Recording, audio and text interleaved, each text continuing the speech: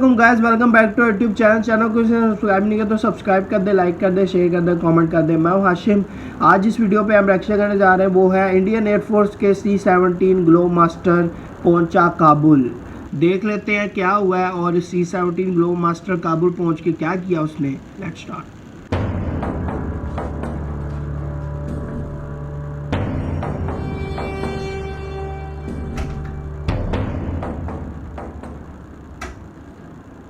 नमस्कार, जय हिंद। भारत तक देख रहे हैं आप और मैं हूं ऋषिराज।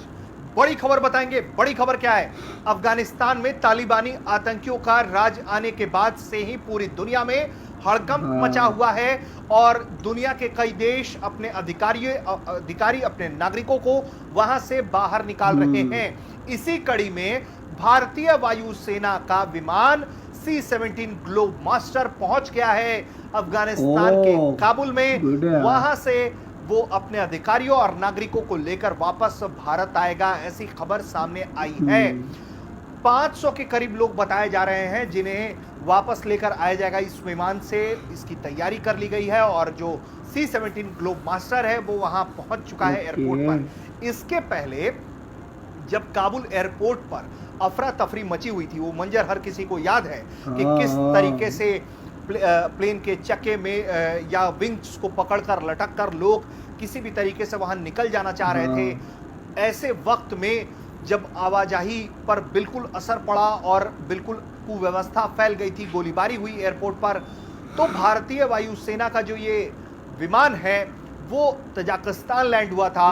और अब जब स्थिति थोड़ी सी बदली है, थोड़े से हालात स्थिर हुए हैं सुबह के बाद से, तब भारतीय वायुसेना का C-17 ग्लोब मास्टर पहुंचा है काबुल और वहां से वो अपने लोगों को एयरलिफ्ट करके भारत लेकर आएगा। C-17 ग्लोब मास्टर एक ऐसा विमान है जो मालवाहक विमान कहा जाता है, जो बड़े बड़े टैंक, हथियारों का या बड़े मात्रा में रसद पहुंचाना हो बड़े पहाड़ी इलाकों में, वहां के लिए इसे ऑपरेट किया जाता है। हमने देखा है कि किस तरीके से लेह और लद्दाख के इलाकों में या हाई एल्टीट्यूड पोस्ट पर जो हमारे नॉर्थ ईस्ट के साइड है, वहां इस तरीके से C-17 ग्लोब मास्टर काम करता रहा है और अमेरिका भी लगातार इसका इस्तेमाल करता रहा है और भारत के पास भी ये विमान है।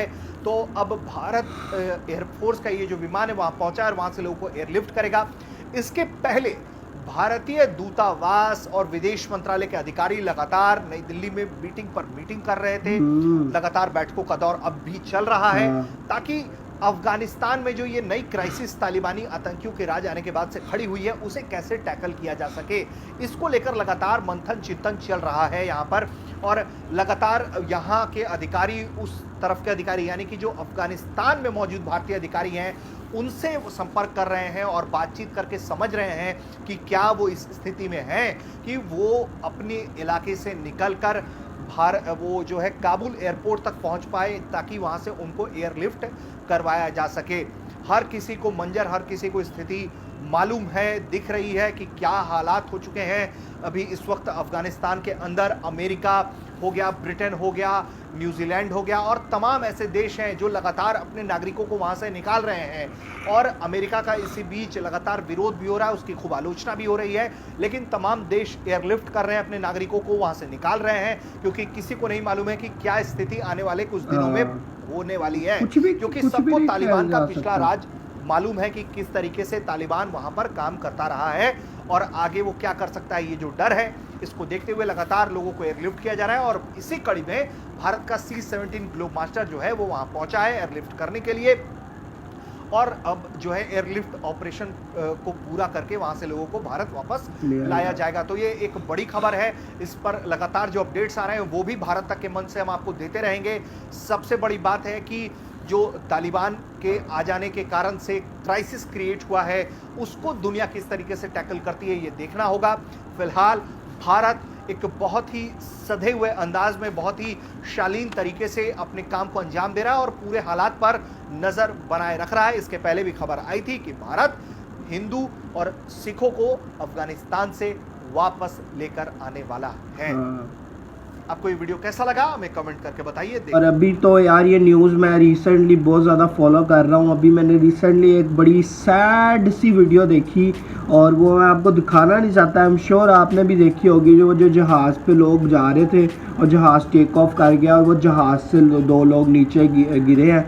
बहुत ज़्यादा हार्ट ब्रेकिंग वीडियो थी, हार्ट ब्रेकिंग वीडियो। बड़ा दुख हो रहा है यार ये सिचुएशन देख के। और अभी जो इंडिया ने अपने जहाज़ भेजे हैं C-17 ग्लोब मास्टर, अभी पाकिस्तान में भी मैंने न्यूज़ सुनी है कि उन्होंने भी एक PIA 2 को PIA जहाज़ भेजे हैं कि वहाँ से जो भी पाकिस्तानी लोग हैं उनको एयरलिफ्ट करवाएं।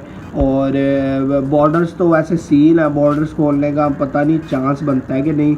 लेकिन अभी डिप्लोमेट्स वहाँ के थोड़े से आए हैं पाकिस्तान, और कुछ जो अधिकारी जिनको कहेंगे वो आए हैं पाकिस्तान, क्योंकि यही सबसे क्लोजेस्ट एक कंट्री पड़ती है उनको बॉर्डर के लिहाज से। और उसके अलावा तजाकिस्तान है, उज़्बेकिस्तान है, ये कंट्रीज़ हैं जो करीब पड़ती हैं इनके, तो ज़ाहिर है उधर ही जाएंगे।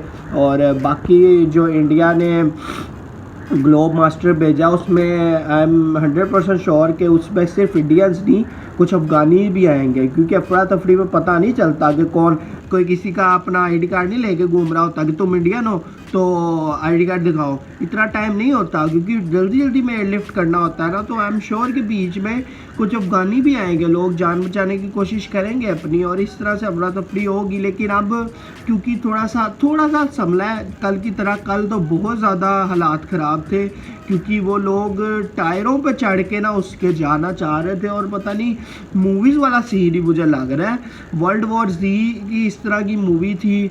और उसके अलावा पता नहीं लोग क्या करना चाह रहे हैं। और एयरलिफ्ट मूवी याद है, वो इंडिया की एयरलिफ्ट मूवी थी जिसमें अक्षय कुमार था और एक और लड़की थी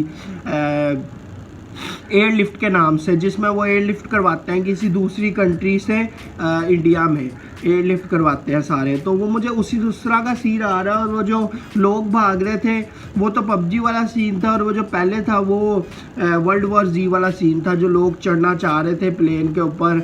और लोग वैसे इतने पैनिक की ज़रूरत नहीं है।